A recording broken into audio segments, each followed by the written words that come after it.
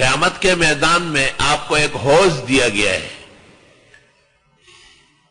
آپ نے فرمایا میں یہاں سے دیکھ رہا ہوں اور اس کے اوپر بہت سارے آبخورے پڑے ہوئے کعدد نجوم السما، جتنے آسمان کے اندر ستارے اتنی تعداد ہے ان کی.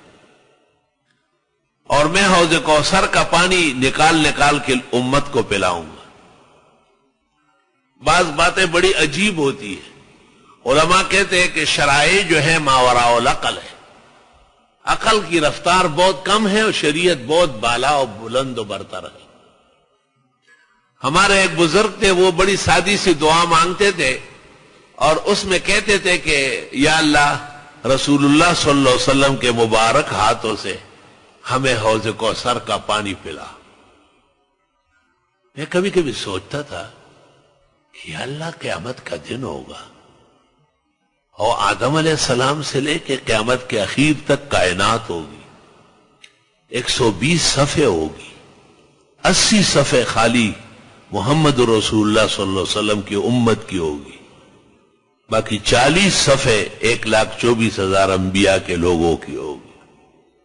آپ کس کس کو پلائیں؟ مجھے معصور دعاؤں میں اس وقت تک نہیں ملا تھا. معصور دعا پر پھر تعجب نہیں کر سکتا ہے.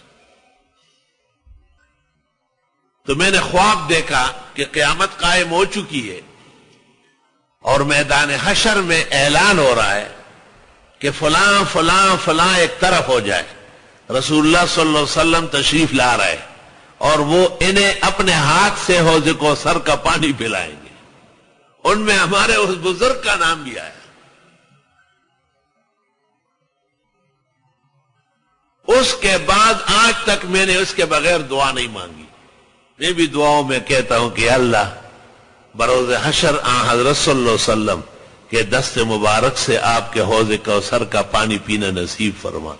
یہ مجھے دکھایا اس لیے گیا کہ آپ میں یہ کمی ہے. کمی تو بہت زیادہ ہے لیکن اللہ نے احسان و فضل فرمایا اور میں اس دعا کی قدر و منزلت جان گیا. وَلِلَّهِ الْحَمْدُ